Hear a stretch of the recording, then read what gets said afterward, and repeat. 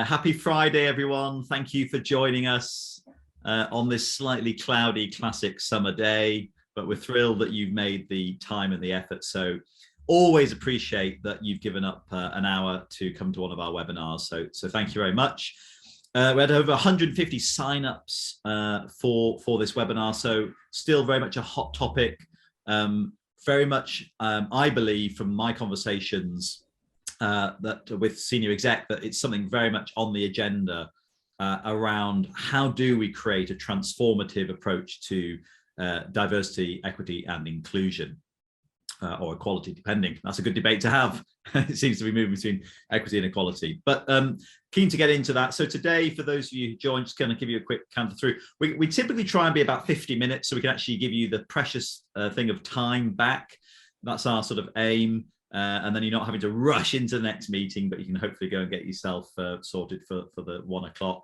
But what we're going to do is just set the scene a little bit. I'm going to share a little bit around some of the data from Inpulse, the engagement platform that I founded and CEO of, and we'll come on to that in a moment. Then we want to just look at a little bit of the wider context and then really get into the debate with our panelists, who I'm going to introduce in a moment. And then I think we kind of want to finish with what does success look like, right? I've just actually put a post on LinkedIn about clarifying the win, clarifying what is it? What is a win? Because otherwise we can find that, we're doing lots of things, but what do we actually go as a win? Because once we clarify it, then we can actually celebrate it. And I think within the space we're talking about today, DEI, it's sometimes there's no clarity on what it means to win, to have success, so that we can all celebrate that. So that would be good. And I'm looking forward to hearing from our panelists what they think to that too. So without further ado, just for those who don't know me, my name's Matt Stevens. I'm the founder of Inpulse, as I say. That's an employee engagement platform. We've got the privilege of working with dozens and dozens of really large corporates across the world, mainly UK and Europe, but we do go into America too, and Asia as well, and a little bit into Africa as well. So we're thrilled with the class. We have got about 500,000 employees on our platform. About half of those are what we would call remote workers. So it gives us a really good perspective of kind of what's going on in the world of work. And finally, just to say, I had the privilege of being published a couple of years ago with the Engagement Revolution, which is very much about we need to look much more at people's experience that they're having within the workplace and start measuring those kind of metrics. So actually, how do people feel? Why do they feel the way they do? How are they relating to their line manager? What's the shadow that the leader is casting upon those people? And are we measuring those kind of things? So that's a little bit about me. I'm thrilled to introduce Barbara Phillips. Barbara, great to have you here with us. Thank you. Barbara is the founder of Brownstone Communications, which consults on racial equality, cultural change and inclusion. And I believe, Barbara, you got a specialism of working with leaders within PR and comms. Is that fair? That's right. Lucky them. I do. Yeah, excellent. You also sit on the Racial Diversity Subcommittee for Motorsport UK, which happens to be incredibly relevant as we speak. Right. And we will come on, for all of you listening, we will just touch on, I say story, the unfortunately what happened over the last week or so with Nelson Piquet, and kind of what that plays to the culture within Motorsport UK. I'm really interested to hear your opinions on that. And also just say you were in the PR Power Book 2021-2022, so well done you. I can't say I'm the same. I used to be a HR influencer and I seem to have lost my influence. I can't even say that anymore. So well done you for being a key influencer in that space. Barbara, it's great to have you with us. Pleasure, thank you. Fantastic. And then we're also joined, I'm hoping, by Mike Bugembe. Mike is the founder of Decidable, which translates data into plain English data stories. Previously, Mike worked at Accenture, De Beers, Expedia, and most recently was the Chief Analytics Officer at Just Giving. He's also the author of a fantastic book called Cracking the Data Code. I say it's fantastic because I actually read it, and I'm not, ironically, I work in data, but I'm not a data person. But I really enjoyed it because it was a kind of a read for everyone to kind of understand how to use data and what to do with it. And I believe Mike is also a content provider for Harvard Business Review as well. So Mike hopefully is going to come and join us very shortly and be involved in the conversation. But he's up at, I should say, he's also the he's the chair of the Racial Diversity Subcommittee for Motorsport UK. He is. Yeah. So Mike is at Silverstone as we speak, sort of doing all sorts of things, I'm sure there. So we're hoping he's going to appear at some point as we go through. But Barbara, if it's all right, I'm just going to set out, and for all of you listening, I just want to set out some of the data, get a little bit into that, and then we'll get into conversation. And as I say, we'll send out the slides afterwards. We know we have something like about 95% viewing post sending it out. So in other words, everyone who signs up, almost everyone then watches it, which is great. And we'll also be sending out details about Barbara and the company she leads, as well as Mike. So you can find out more information about them from the emails we send out after. But let's get into some of the data and really look at this topic and what we see going on. So so far from 2022, there's just 2 bits of data we want to pull out from Inpulse, which was about this. I feel I can be myself at work. So I wasn't actually sure what the results would show. Hey, Mike, great to see you. Hi. So sorry, I had a thing that I had to attend. I'm so sorry. I understand the thing. We've all been there with that thing. Yeah. Thank you, mate. Thanks for joining. Yeah. I've introduced you really well, though, didn't I, Barbara? I built him up. Yeah. Okay. That's good. I'll trust you on that. I'll watch the recording back. So yeah. Fantastic. So we're just getting into the data, Mike, and I'm just saying, so we looked at Inpulse data. I think it's about 30 clients, probably about 350,000 responses, data points, so quite significant. And basically looking at how can people feel that be themselves at work. And so you saw this rise, 72, 80. And I was kind of saying to my team, the data science team, it'd be good to know a bit about what was underneath that. And their view came back a little bit about the rise was to do with working from home. They think that there was a little bit around that. And they also thought that from the free text comments they were seeing, there was a little bit around that quite a number of people actually felt they were being managed better, that they were being given a little bit more freedom. However, you'll also notice that's dropped back, partly because people are now more in the workplace. Despite all that's being said, people generally are going in now 1 or 2 days a week, if not a little bit more. So that has dropped back. And then you think about that and you go, there's 25%, so 1 in 4 people saying they don't feel they can be themselves at work. That's pretty significant, right? That's like literally going into your little team of 8 and go, right, 2 people here already just don't feel they can be themselves at work. That's not a good place to be. So, and then actually it was really interesting in this, our culture is inclusive to all people regardless of difference. So that's a question that's been asked, as you see, particularly from 21 into 22, and that is rising, which again, when I kind of asked to dig into it a little bit, the feedback I got was there seem to be quite a lot of activities, and this is the key point I'm going to sort of come to and get into the panelists, ask them a question in a moment, around people are trying to sort of do things, but whether it's actually, and on here it seems to have been slightly positive, so that's good. But is it really making the difference we need? So let me move on, because I've got a little bit more. I thought this was really, really fascinating. More than 3 out of 4 job seekers, 76%, report that a diverse workforce is an important factor. This is from Glassdoor, when evaluating companies and job offers. That's absolutely fascinating. So it's kind of showing the absolute importance in a time where we're struggling with retention, major problem with attrition, knowing that actually leaning into and focusing on helping build a diverse workforce is actually a really critical factor when it comes to people wanting to be part of your organization. It makes total sense when you think about it, but great to have that very strong stat there. And then I thought this was, again, fascinating in terms of deeply depressing, although having spoken to Barbara and Mike slightly before, they were like, no, it's exactly what we'd expect. But nearly 1/3 of employees and job seekers would not apply to a job where there's a lack of diversity, but this is significantly higher for Black job seekers and employees when compared to white. You can see 11 percentage points, that's really significant, about 30%. And then job seekers and employers, and is also higher among LGBTQ job seekers and employers when compared to non, again, about 9 percentage points.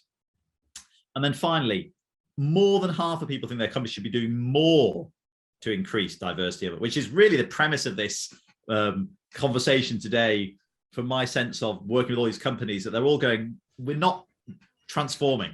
We've done some performative things. We've, particularly since George Floyd's murder, there was a kind of worldwide, there was a response to that sort of started, I would say, lots of heat and not much light is the best way I can put it. So there's lots of, I've got to run around, so the 2 things we saw was people doing some surveys, and we also saw some conversations, often where the minority employee was asked, to come and speak and discuss and give their view, which was very, very fatiguing, and we'll talk about that, I'm sure, too. But nothing then really happened. And I'll get into a bit more about that as we go. So just moving on, slightly bigger picture as well. Let's just look at what's going on at the sort of top level. Representation of ethnic minorities on UK and US exec teams. It's 13%. This is the latest I could find, by the way, or the team could find, which is up, which is good. We want to be trending the right way, but you kind of go, wow, that's really, really small increase for what you should. That's from McKinsey. Just 15% of CEO roles are held by women, according to Grant Thornton. I think they actually just fired their CEO, literally, it was in 2019, who was a female, but anyway. And then the overall sentiment on diversity was 52% positive and 31% negative. Sentiment on inclusion was really much worse, 29% positive and 61%. That's from McKinsey's data. So finally, just to bring this into land, and Barbara and Mike, I've got some questions for you. But I'm hoping for you listening, it's been really useful just to see all these stats and see, if there's a problem, is what this is showing. This is from the Future of Diversity, Equity and Inclusion 2022 report. Companies are struggling to mature their DE&I initiatives, and I can certainly attest to that from the work we do, with only 22% indicating they're expert or advanced stages. 40% are saying they offer DE&I related learning development, so that's the majority that don't, 60%. Or only 45%, so still the majority of their workforces don't reflect the demographics of today. I mean, this stat really is unbelievable. 9% rate their organization's DEI initiatives highly effective. I mean, we could stop there, but 48% also agree or strongly agree their workforce is more diverse. So that's good, but still 52% don't. So there's still a challenge there. And 54% think it's got a little bit more inclusive, which actually our data at Inpulse said it did, and then it's dropped back again. So that's interesting to see too. So I'm going to pause there and stop sharing, just kind of get into a little bit of a conversation to go. Barbara, tell us, what do you think? I've sort of set out this premise. Let's start there. Is this a problem? Are we transforming DE&I or not? Well, from my equal experience, not into such great depth, but obviously surveying and talking to a lot of the organizations that I consult with, I would say that there's one main foundation that I found is the reason why, well, actually there's two, but the reason why it kind of gets to a certain stage and stops is because a lot of leadership, you'll be surprised that a lot of leadership in these organizations don't want it. The desire isn't there. I mean, if we take the PR and comms industry, it's a 16 billion pound industry with 2% of people who are non-white. So they're thinking, why should we change? Look, we're successful. We don't need, it's not broke. We're not fixing it. So that is what you'll find. People will be a little bit more performative. They'll say, okay, let's do something because we really should. And they'll think, right, that's enough. And then the ones who have maybe a little bit more mature, have moved on past that, who are not completely performative, I'll be absolutely honest with you. When you start to dig around in this area, you come to race, and that you found the core of this, which is why I focus on racial equity. The core of this is racism, and everyone runs a mile. Everyone goes, too much. And then they don't want to get experts in this area in. They want to draft in their HR people, no disrespect to HR people, or their D&I professionals, no disrespect to you. But I worked within this field 15 years ago, where I led a global firm for D&I communications, and we couldn't talk about race. So you have to understand, it gets to race, and people go, ugh, and that's it can grind to a halt. So the people saying, oh, why isn't it transforming? It's because they're dancing around. The core of it is race. And when you get to that stage, you need to start making race the center of your DE&I strategy. And when you go a next layer down, it needs to be about Black and Asian people. And sometimes that's just too rich. It's too much centering away from, the norm, i.e. generally just the white leadership think, oh, it's not really connected to me enough, and it's too far away, and it's not about me. So we can't, it stops. I kind of go, bang, welcome to the webinar. We're talking truth, we're talking facts, we're talking, real experience, and we're not messing around. We're getting to the core of what is holding this back. So Barbara, thank you for the clarity. You're very clear. There was no, you did say to me that Matt, I'll be plain speaking, but I really value that. And I want to get into that. And Mike, just before I do, because you said some very powerful things there around leadership don't really want it. And I wonder if that chimes with people who are listening in. I'd love to know if put in the chat, put in a question, and any time, by the way, please don't wait for those of you who are listening. But does that chime that leadership don't want it? That's certainly what I've seen, and it's been our experience, is they aren't. And then you said the desire isn't there. And then most powerfully, you said, when you kind of chunk it down, because you do, as you get to the root, not the fruit, when you get to the root, you're actually talking about racism and how do we deal with that. So Mike, follow that, and any thoughts? Well, I think your original question was, I think, is this still a problem? And absolutely it is. We've seen, as recently as a few days ago on the news, and I am sure, by the way, we will see more, that this is a live issue. So this isn't something that's disappeared. I work in the tech and AI space, as you know, and as recently as September last year, a Facebook algorithm for people who were watching videos on which had Black people had recommended, would you like to see some more videos about apes? This is September last year, from a tech organization that also professes to be quite progressive. So clearly the problem is still there. And to Barbara's point, a lot of the initiatives that started in 2020 were all about learning, right? So we need to learn. Some people need to unlearn. Some people need to better understand the constraints around this. And I think, if I'm honest with you, I don't know how long. This is not a 3-year degree that we should give people to start learning. This is something that that I think we've done enough learning right now. So it does lead to the question: does leadership really want to make the changes that they have to? And also the other point that I'll just re-emphasize that Barbara raised: there are experts in this space that can help guide organizations in the steps that they need to start taking to be able to make real change, right? But for some reason, they're not being hired, they're not being recruited, they're not being brought in. And I do wonder whether is there a reluctance to change? Is there a fear of some sort of exposure? And what's interesting is that the training or the experts have a way of addressing that fear. They have a way of disarming, the negativity that one can feel when being confronted with some of these issues, but they're still not being brought in, right? So yeah. So thank you. And I guess, so the point really, I mean, you reinforced it very powerfully, and we're getting to the core of the issue, is how do we practically help? We've got 150 people signed up who are going, okay, help us know, how do we navigate wanting to make some change in the DEI. And I'm going to come on to that in a moment with a question, but I just want to bring Sarita in here, who said leadership don't want it, it's enforced upon them. She says this as an NHS manager, although there is a correlation between those holding the leadership positions and the racial diversity in those leadership team positions. Those who want change feel unequipped as to how to drive this. And this is where we want to get to today for everyone listening. It's like, how do we support you, help you? What ideas have we got to drive this, and then rely on those from minority groups to take this on instead? There's no point having learning without implementation. So again, another real world example from someone in the NHS going, yeah, we're seeing leadership don't want this. So Barbara, and I'll give my views after, but I'd love to know, we've got to a crux really quite early of the issue, which is how do we help leadership? Can we help leadership of these organizations, charities, public bodies, cliched, but go on the journey. This is a journey. Work through their own shtick, their own issues, to come to a place where they go, I actually want to cause transformative change, and not I've ticked a box, done performative change. Give us one or two thoughts, Barbara, on that. How do they go about it?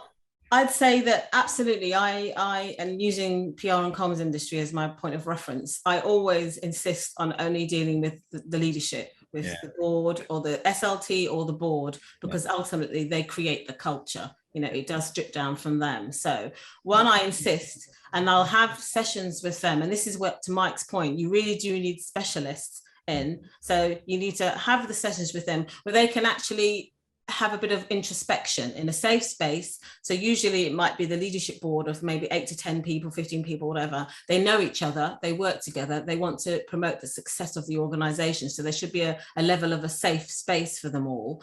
And we dig into it. We dig into it so they can get in touch with their feelings. Some of this they hadn't realized, and people do have moments on these. When I run these sessions, and people have a moment where they have to switch off their camera because it's like a realization that, oh, really, I was harboring something really not quite good. So you need to let them get in touch with their feelings about it. And then at the end of the session, I actually do provide practical advice for them. But one thing I will say, and I always add it to anything I do and advice I give to anyone, you don't have to want it personally. You don't have to, if you don't change, if you are a racist, let's be honest, if you are a racist, run an organization, you don't have to suddenly wait for that journey for you not to be a racist.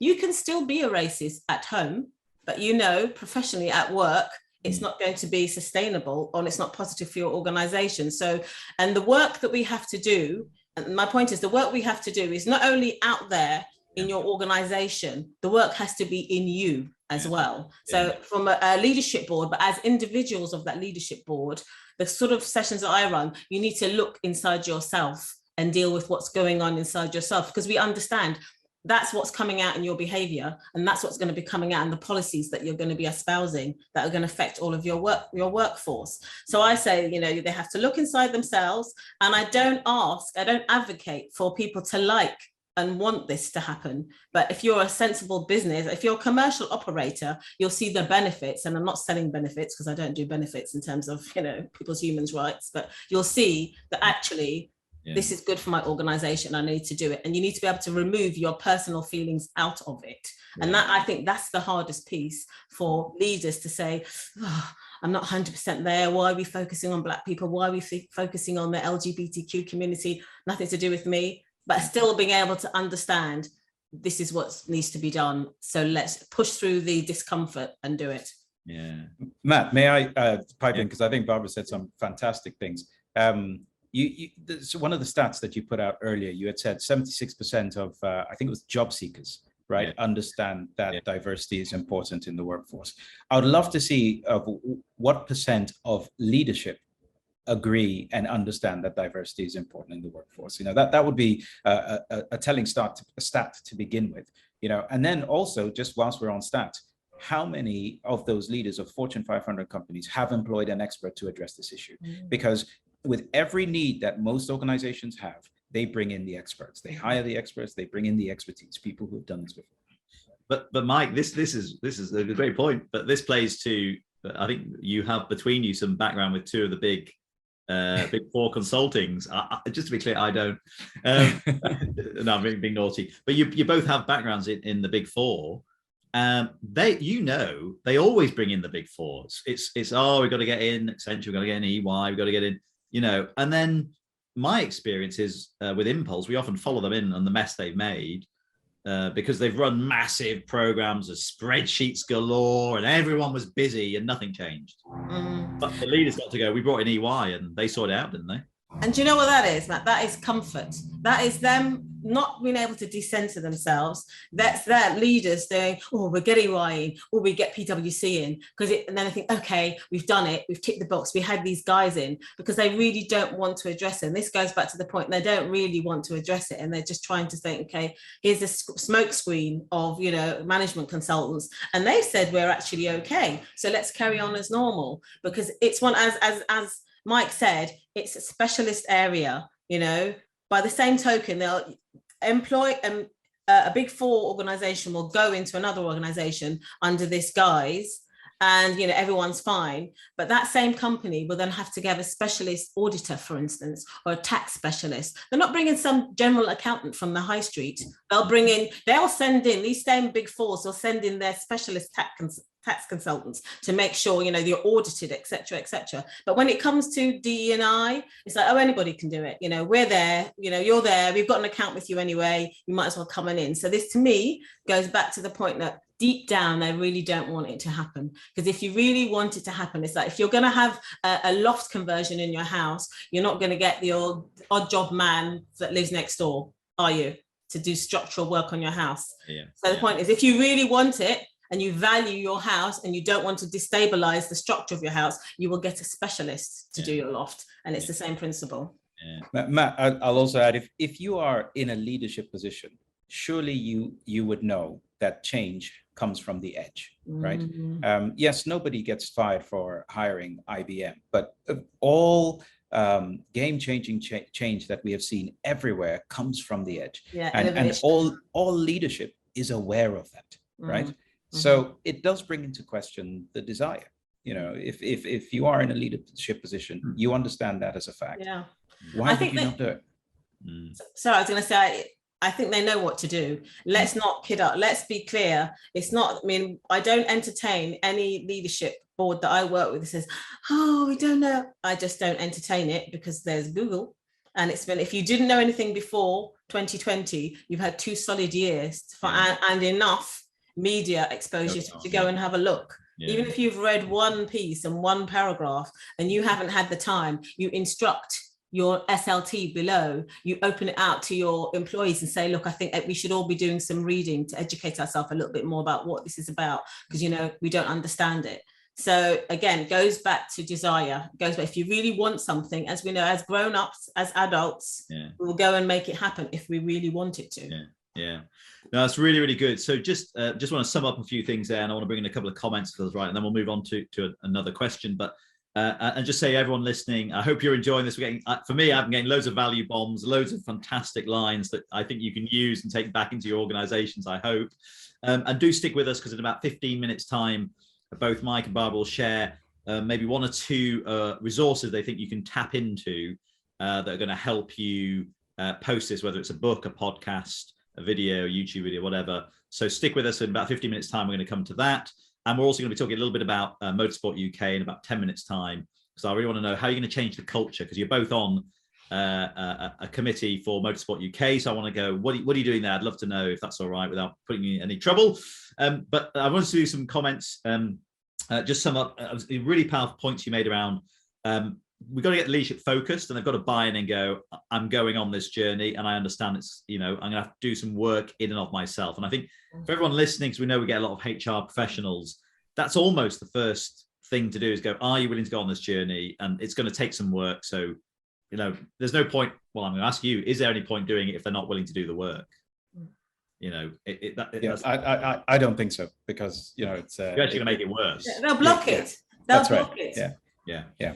Specialism, I think you've made that point very, very powerfully, reinforced by Mike's point, Barbara, of change comes from the edge. So look for the specialists who are on the edge. Don't look for so-called experts who are in the middle, typically from one of the big 4. Actually think about going beyond that to find who's really causing transformative change in this space. And there are some people, including 2 of them on this panel. And then I just want to bring in, because we're getting loads of comments, a lot of people commenting. So let me just read a few out. I think Amel makes a really good point. These inequalities are baked into our economic system, which I would personally agree with. Our government don't think racial inequality is an issue. See the 2021 race report. What I will say, Amel, about that was I was really thrilled with the business response to the government's comments about, you know, here's where we are, which was actually, they were very scathing and went, you haven't gone far enough. You haven't addressed the issues. This isn't going to make any difference. So I was, whilst I agree, there's no reason for the corporate world to get into it. I was pleased when I watched some of the responses from some of the big corporates and the big, like CBI and some of the industries kind of saying, yeah, this isn't great. Transformative change, though, needs to be achieved at a societal level. Change the government, we away from a system focused on the profit motive. That's for another day. I'm really up for that conversation, but that's another day's webinar, because we could spend a long time talking about the capitalist system and how we got here and what it achieves and what it doesn't achieve. So my observation, someone else said, my observation is that too many people who should be driving change cannot confess or admit to their biases. So that's reinforcing your point, Barbara, and how they manifest in unconscious bias behavior, blocking and diluting the opportunity to drive change. I think that point's been very well made. And again, interesting to see participants saying, yes, they're seeing that too. Selena says, DEI work is not rocket science. The answers and tried and tested solutions are all out there. The resistance is coming from people in power and privilege not wanting to share their power and privilege. Why? Because they don't want to lose their benefits. Yeah. They lose it and benefit from sustaining inequity, which I think is a sort of, I'm going to say, and that, you know, disagree with me. is kind of, it's a human nature to want to hold on to what you have. I think every human goes, I want to keep what I have. And I think, Barbara, you were implicitly saying, you were almost saying, and I was quite interested in this, fine if you want to be a racist externally, I mean, don't want you to do it, but actually in the workplace, there is just some really clear, obvious reasons to do this. Is that a fair summation of what you said, or am I? Yeah, because you're affecting other people's lives, you're affecting their well-being, you're affecting their career. So, stop making it about you. So absolutely, that is absolutely. And to that point about, the sharing, and we come to it later, I use this great quote from somebody on LinkedIn, but essentially what he's saying is, life isn't a pie. There's enough pies. So if I have to give a big slice of the pie to Black people, the pie expands. There's enough pie. You don't have to, it doesn't mean to the detriment of you. I get a bigger bit of power, you get less. That's not it. Which is interesting. Sorry, Mike, you go. Yeah, no, I was saying there's a massive mindset change, because like you said, Matt, that we like to hold on to what we have. In behavioral economics, we call that loss aversion, right? So it really stops us from doing things. If you want to get someone to either execute an action or avoid it, talk about how much they will lose, right? And that inspires a lot of action. So there is this mindset, though, that they lose by getting involved in D&I. And unfortunately, I would say there's a portion of that you don't lose in your benefit sense, because you should do better overall. But even Matt, I know you getting involved in D&I has cost you, right? It's cost you friendships, it's cost you relationships, and so there is that fear, I believe, that might be associated with that too. And you did warm him, Mike. I did. Yeah, I did actually. Yeah. I said to Matt, Barbara, and I said, you're about to get into this. You will. It Absolutely. will have a cost. And the sad thing is, those relationships may have gone by the way, irrespective of what you've done. Yes. And it's just what it tells you. Maybe I'm super philosophical. Is it was going to go anyway. That was just the catalyst this week. Next week it might have been something else. So if it's solid, nothing that you do will really rock it. Well, this exceptional crime, but nothing's going to really rock it for you. So no, I think and I agree. We're getting into some deep things here as well, because ultimately it's about your mindset of, do you have an abundance mindset which says there's no end. There's an ocean full of everything, or do you have a scarcity mindset that says, no, I have to hold on to my little bit, which unfortunately capitalism does. I'm going to touch on that in a moment, does drive, hold on to your little bit and all of it. So but anyway, I do want to move on to, thank you everyone. It's great getting so many comments. Really appreciate that, everyone listening. Great to see everyone stayed on who joins. That's fantastic. We kept the numbers exactly the same. We've got about 15 minutes left, so stick with us, because we want to get to two big things. One is, I really want to understand now from you. You've started to touch on this, both Barbara and Mike, but if there was kind of something you could say that you've seen worked, and Barbara, you've talked about some of the organizations you've worked with and where you have been able to help. Is there 1, 2, 3 things that you could go, this app, and you've touched on it with sort of, you've got to get leadership aligned, you've got to make sure they create the space and the time to kind of work on themselves. But even more practically, is there anything that you would say, look, when I've worked with organizations that I've seen be a bit more transformative in the DE&I space, here's what we did. Anything you want to share, Mike? Yeah, I mean, with the proviso that, it's not a fix-all, but certainly I think, I'll give you 2 examples. One example was an all-white agency. There were no people of any color, and they were horrified because they couldn't understand why.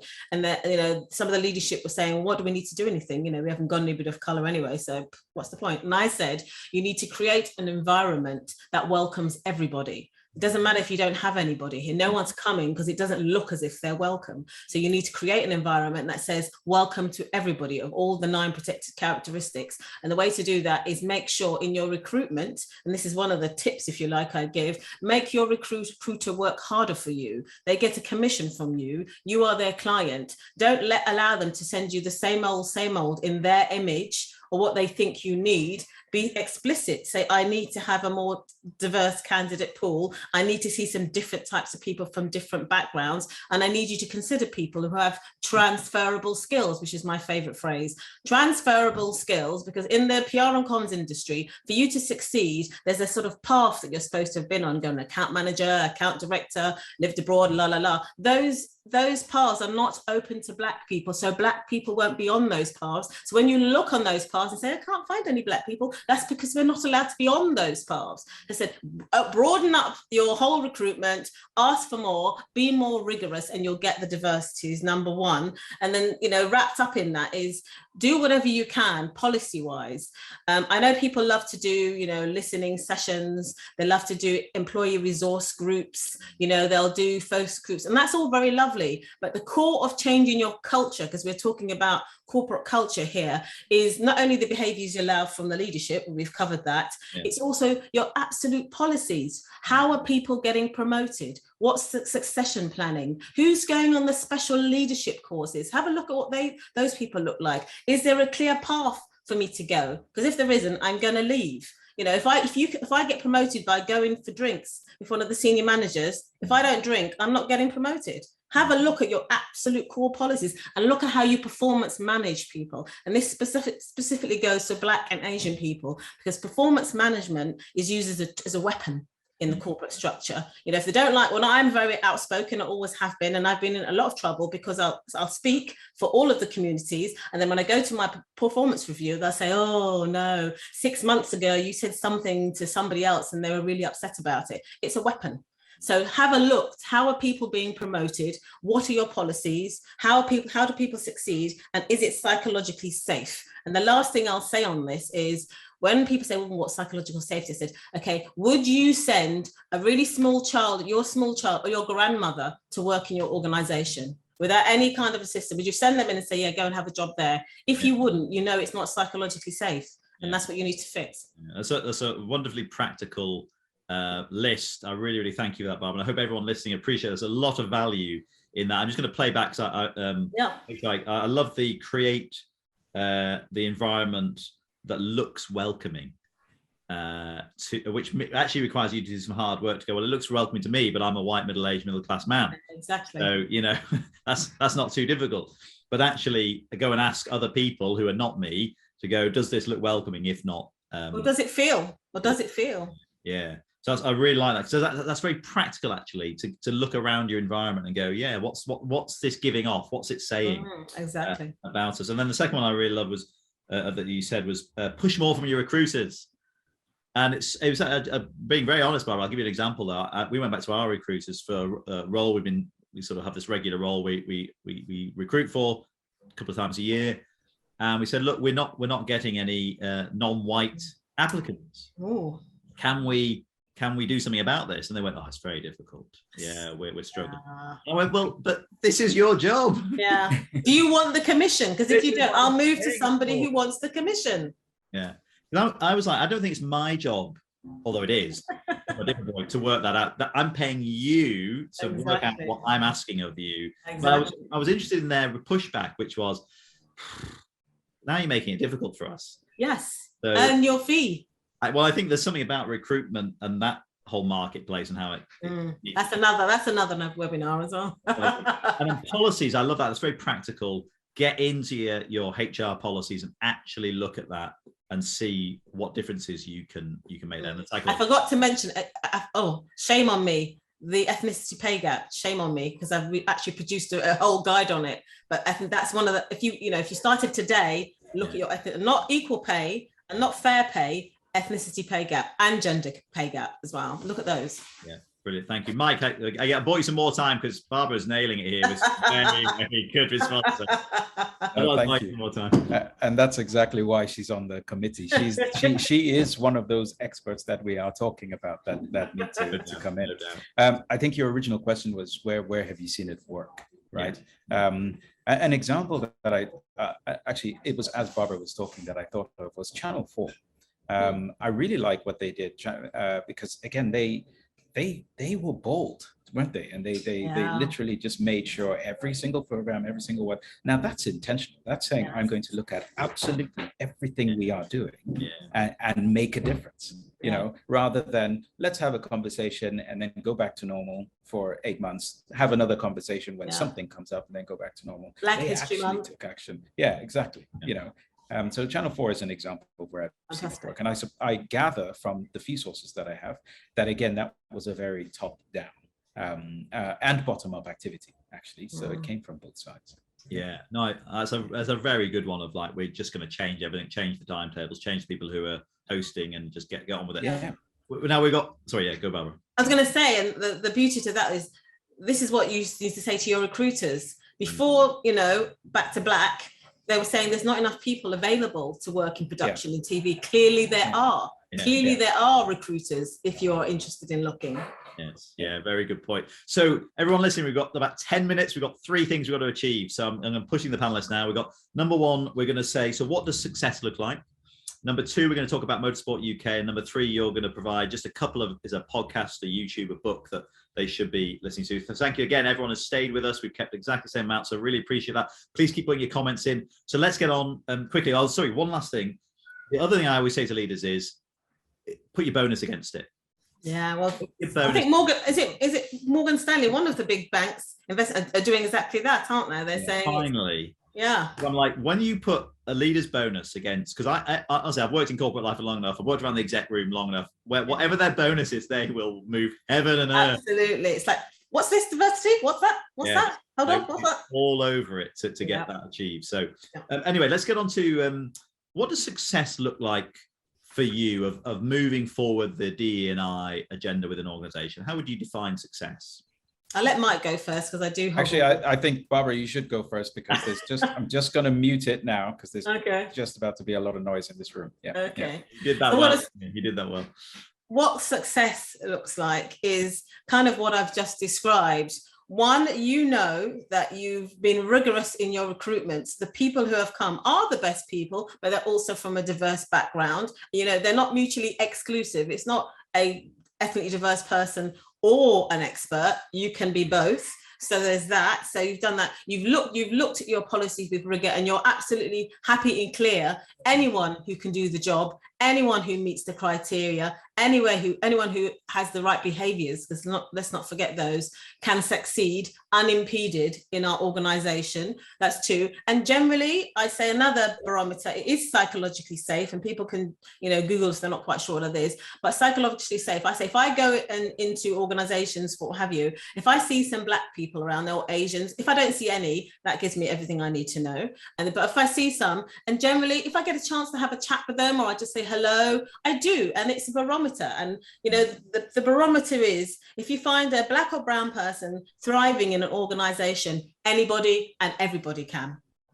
Trust me, because we'll get the bulk of anything nasty coming down the line. We have to absorb it. But if we're still saying, yeah, this is a good place to work and that we're thriving, then it's for everybody. But, that's an aside. I say, go for psychological safety and define with your leadership what that looks like for your organization. But don't forget, it's his cultures, it is behaviors, and it is policy. You reminded me of my childhood there, I've been brought up in the church of, if minorities are thriving, I think somewhere, then you're doing something exactly right, where minorities can fit into the culture, are thriving in the culture. Yeah. There is a danger as well, Matt, that I think we make this too empirical, right? And sometimes we're just about, if we get this number right or this picture right, then we are successful, and that's still performative, right? So I think there's some measures around hearts and minds and the shift in the hearts and minds. It's an evolving process. It's not something you're sort of going to put 4 numbers across and say we have ticked the box. We have to move away from tick box exercises right now. Yeah, no, I agree. And we always say, look, the point of a survey, a data is actually about trend. So which way are we trending? Because that could be very useful to sort of see that. And then it's to give you data to do something with. Not to sit on and go, wow, this is fascinating, isn't it? And let's digging into the data. Well, no, we've got what we need now. Let's take some action. Great. So I have to. It'd be remiss of me not to. Let me just share screen again. Bring up this, unfortunately, with you both. But I really want to know. You're both in motorsport. It's a culture. It's it's an entity, and this speaks to everyone who's joined. They're a part of the culture. So you're having to deal with this because you're both on the motorsport, the UK subcommittee, racial subcommittee. So I'd just love to get your views on, number one, what you thought about all this and how I saw your press release, Mike, that referenced you as the chair, but also how do we, racism within motorsport, how do you kick that out of the culture? Well, Mike. I think this is another example, Matt, of as I think Lewis Hamilton said, archaic mindsets that absolutely have to change at the top. It's one of those things. It's one of those organizations or those sports where it's quite hierarchical. So it's governed from the top, and we do need to see change in all parts. We can't just continue to talk about it. We can't just continue to speak about learning. We have to move to action throughout the whole spectrum of Motorsport UK. Otherwise it's going to continue. And sadly, I'll also say quite openly, what we saw there at the large scale happens at grassroots level. Yes. There are children where Lewis talks about his experiences as a child, and there are children today who still have those exact same experiences. They're racially abused. Let's tell them Yes. what it is. They are racially abused. Yeah. And all I'd add is that we have to remember motorsport, if you go back, is an elite, and sorry people feel attacked, but I like to say what it actually is, call it by its name. It was an elite sport created for rich white men. It wasn't created for women. It wasn't created from anybody who was working class.